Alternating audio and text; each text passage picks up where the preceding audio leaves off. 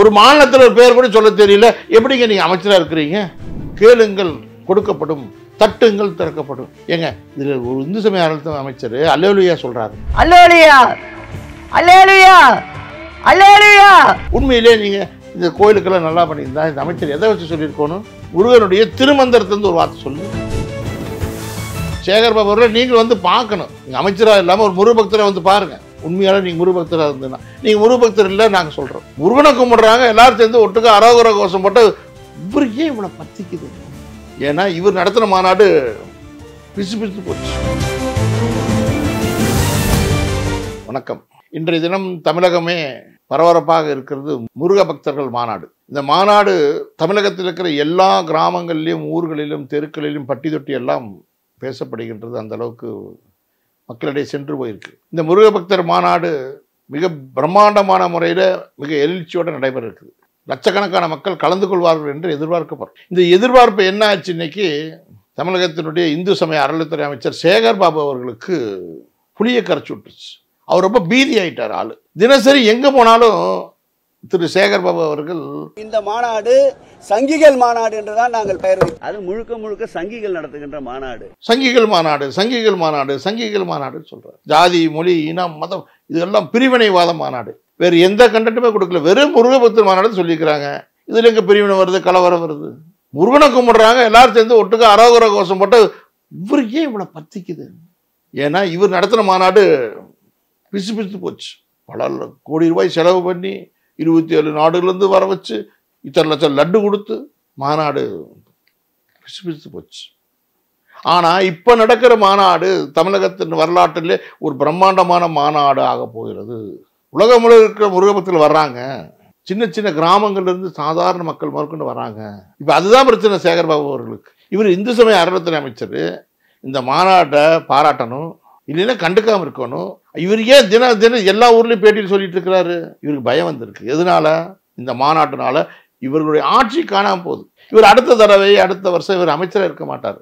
அரசியல் மாநாடு சொல்றோம். கேட்டா இது முருகபக்தர் மாநாடு இல்ல, அரசியல் மாநாடு. என்ன எப்படி அரசியல் ஆகும்? இந்து முன்னணி அரசியல் கட்சி கிடையாது. எல்லாருக்கும் அழைப்பு கொடுத்துருக்குறாங்க. நாங்கள் கொண்டு எடப்பாடி அவர்களுக்கு கொடுத்துருக்குறாங்க, நடிகர் ரஜினிகாந்த் கொடுத்துருக்குறாங்க, நடிகர்கள் செந்தில் கொடுத்துருக்குறாங்க. எல்லா துறவிகளுக்கும் மடாதிபதிகளுக்கு அழைப்பு கொடுத்துருக்குறோம். நேரடியாக போய் சிவகங்கனுடைய எம்பி, காங்கிரஸ் எம்பிக்கு அழைப்பில் கொடுத்துருக்கோம், வாங்கன்னு கூப்பிடுறோம். தலையினுடைய கம்யூனிஸ்ட் கட்சியினுடைய எம்எல்ஏ, மார்க்சிஸ்ட் கம்யூனிஸ்டுடைய எம்எல்ஏ பத்திரிக்கை கொடுத்துருக்குறாங்க. எல்லா கட்சி, காங்கிரஸ் கட்சி கொடுத்துருக்குறோம், அண்ணா திமுக கொடுத்துருக்கோம், திமுக கொடுத்துருக்குறோங்க. திமுகவுடைய எம்பி எம்எல்ஏ தூத்துக்குடி, அந்த திருநெல்வேலி, தென்காசி இந்த பகுதியில் எல்லாம் எம்பி எம்எல்ஏ கொடுத்துருக்குறோம். அது மாத்திரம் இல்லாமல் சீமானன்னு கொடுத்துருக்குறோம். இப்போ யாருக்கு கொடுக்கல? உங்கள் முதலமைச்சர் கொடுக்கல, வாங்க கொடுக்குறோம்.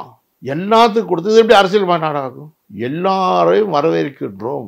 சேகர் பாபு அவர்கள் நீங்கள் வந்து பார்க்கணும். நீங்கள் அமைச்சராக இல்லாமல் ஒரு முருகபக்தரை வந்து பாருங்க. உண்மையால நீங்கள் முருகபக்தராக இருந்ததுன்னா, நீங்கள் முருகபக்தர் இல்லை நாங்கள் சொல்கிறோம். நேற்று ஒரு உதாரணம் சொல்கிறாரு. இந்த ஆட்சி என்பது பைபிள் வசனத்திலிருந்து வார்த்தை சொல்கிறார். கேளுங்கள் கொடுக்கப்படும், தட்டுங்கள் திறக்கப்படும். ஏங்க இதில் ஒரு இந்து சமய அறநிலையத்துறை அமைச்சர் அல்லேலூயா சொல்கிறாரு. அவர் எதுலேருந்து உதாரணம் சொல்லணும்? இந்த உண்மையிலே நீங்கள் இந்த கோயிலுக்கெல்லாம் நல்லா பண்ணியிருந்தா இந்த அமைச்சர் எதை வச்சு சொல்லியிருக்கணும்? என்ன சொல்லியிருக்கணும்? முருகனுடைய திருமந்திரத்திலிருந்து ஒரு வார்த்தை சொல்லு, முருகனுடைய பாடல்ல இருந்து ஒரு சொல்லு, திருவாசகத்தில் ஒரு உதாரணம் சொல்லு, புராணங்கள் பெரிய புராணத்திலிருந்து சொல்லு, இந்து மதத்தினுடைய கோவில்கள் இருக்கின்ற ஸ்தல வரலாற்றுலேருந்து ஒரு உதாரணம் சொல்லு. அது என்ன பைபிள்லேருந்து சொல்கிற? நீ என்ன சொல்கிறீங்க? கேளுங்கள் கொடுக்கப்படும், தட்டுங்கள் திறக்கப்படும். உங்களுக்கு பிறவி எப்படிங்க? நீங்கள் எப்போ பார்த்தாலும் அல்லேலூயா அல்லேலூயா சொன்னால் அதுலேருந்து உதாரணம் வரும். நீங்கள் இந்து சமய அறநிலையத்துறை அமைச்சராக இருந்ததுன்னா நீங்கள் இதை பற்றி சொல்லுவீங்க. எல்லாரும் சிரிக்கிறாங்க. துண்டு சீட்டு அந்த மாதிரி என்ன சிரிக்கிறாங்க? இந்து முன்னணியுடைய மாநில தலைவர் பேரை சொல்ல தெரியல. எதை செய்தாலும் குற்றம் சொல்லுகின்ற காமடேஸ்வரர், மதம், ஜாதி. நீங்க முழுக்க பேர் சொல்லுங்க. நீங்க எங்க மாநில தலைவர், இந்து முன்னணி மாநில தலைவர் காடேஸ்வரர் சுப்பிரமணியம் அப்படின்னு சொல்லுங்க பார்க்கலாம். அவர் ஏதோ வாய்க்கு வந்து ஒரு சொல்ற, என்னமோ சிவரர், என்னமோ கடமுடான்னு சொல்றீங்க. ஒரு மாநிலத்தில் ஒரு பேர் கூட சொல்ல தெரியல, எப்படிங்க நீங்க அமைச்சராக இருக்கிறீங்க? இவ்வளோ பெரிய அமைப்பினுடைய தலைவர், அவருக்கு நீ பதில் சொல்றீங்க. ஒரு முழுசா பேர் சொல்லணும் வேண்டாமா? உங்க பக்கத்தில் யாராச்சும் இருந்தா துண்டு சீட்டு எழுதி வாங்கிக்கோங்க. ஒரு தலைவர் பேர் கூட சொல்ல தெரியல.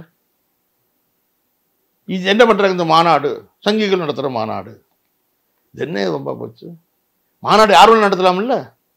முருகன் யாருக்கு சொந்தமானவர்? முருகன் உலகத்துக்கே சொந்தமானவர்.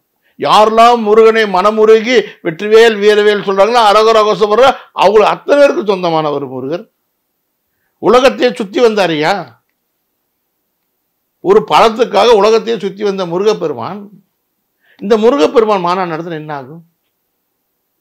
அந்த நோட்டீஸ் வாங்கி பார்த்தீங்களா? அழைப்புதல் வாங்கி பார்த்தீங்களா? கண்டன் பார்த்தீங்களா? என்ன சொல்லியிருக்கிறாங்க? ஒண்ணுமே சொல்லு. அறுபடை முருகனுடைய கண்காட்சி இருக்கும். எல்லா முருகனும் ஒன்னா நின்று கந்த சஷ்டி கவசம் ஒன்னா பாடலாம் வாங்கன்னு சொல்லியிருக்கிறாங்க. இந்த சேகர் பாபுக்கு தூக்கம் போச்சு. அமைச்சர் என்ன பண்றாரு?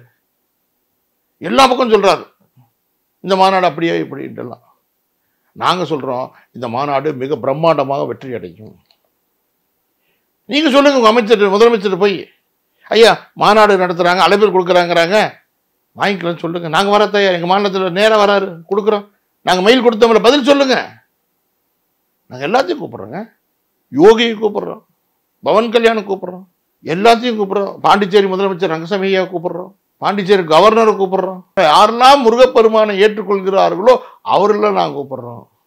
அதனால் சேகர் பாபு அவர்கள் தயவு செய்து உண்மையிலுமே நீங்கள் உண்மையான முருக பக்தராக இருந்தீங்கன்னா, நீங்கள் முருகன் மீது நம்பிக்கை இருந்துன்னு சொன்னால் நீங்களும் வாங்க. சும்மா அந்த மாநாடு ஆகாது, ஒன்றுமே ஆகாது. அந்த மாநாடு ஒன்றா நின்று அரகரா கோஷம் போட்டால் என்னங்க ஆகும்? மன வலிமை வரும், தைரியம் வரும், தன்னம்பிக்கை வரும், முருகருடைய அருள் கிடைக்கும். ஒன்றா நின்று கந்த சஷ்டி கவசம் பாடனா எல்லா நோயும் விடுபட்டு அத்தனையும் சரியாகும். அப்போ இந்த முருகபக்தர் மாநாடு வெற்றி அடையும். நீங்கள் கவலையப்படாமல் தூங்குங்க. நீங்கள் என்ன கோஷம் போட்டாலும் சரி, என்ன பேட்டி கொடுத்தாலும் சரி, இந்த மாநாடு பிரம்மாண்டமாக நடக்கும். 22ஆம் தேதி அன்னைக்கு மதுரையே குலுங்கும், அது தமிழகம் முழுக்கும் எதிரொலிக்கும்.